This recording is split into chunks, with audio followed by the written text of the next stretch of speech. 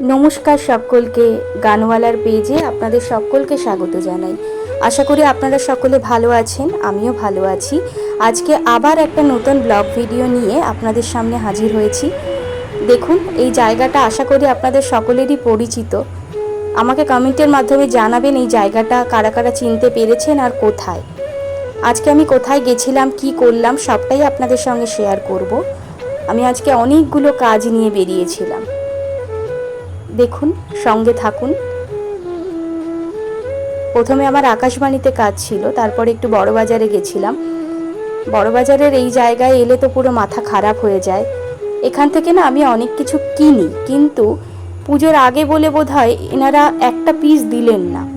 বললেন নিলে হয় 6টা নয় 12টা নিতে হবে। তো এত নিয়ে আমি কি করব।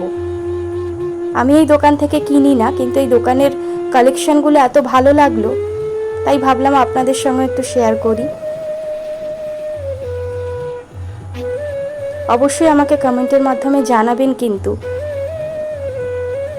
এগুলো আপনাদের কেমন লাগলো।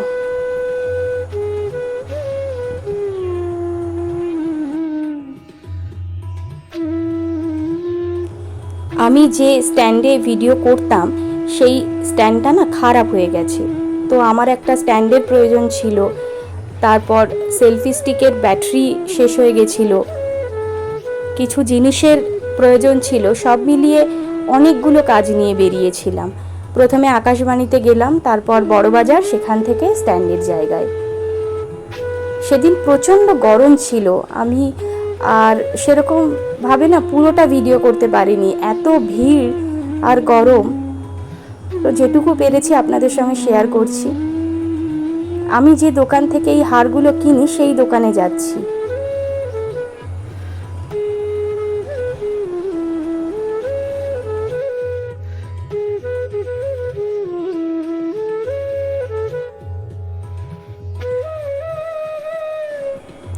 কিন্তু দুঃখের বিষয়, আজকে আর একটা দিল না। মন খারাপের জন্য সেই দোকানটাও আপনাদের সঙ্গে আর ভালো করে শেয়ার করতে পারলাম না। একটা হার ভীষণ পছন্দ হয়েছিল, কিন্তু বলল দেব না।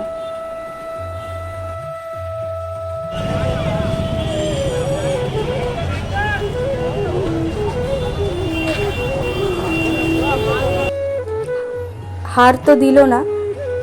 এইবার আমার দ্বিতীয় কাজ মেটাতে যাচ্ছি। এখানে আমার কিছু কসমেটিকের জিনিস কেনার ছিল, সেগুলো কিনলাম।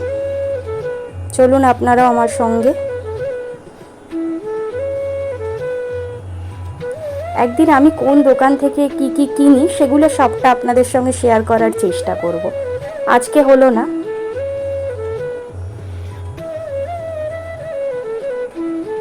এইখানের কাজ মিটে গেছে, এবার আমরা যাচ্ছি স্ট্যান্ডের দোকানে। কিন্তু সেই স্ট্যান্ডের দোকানে গিয়েও আমি ভিডিও করতে পারিনি, ভুলে গেছিলাম। যখন মনে পড়েছে তখন স্ট্যান্ড নেওয়া হয়ে গেছে।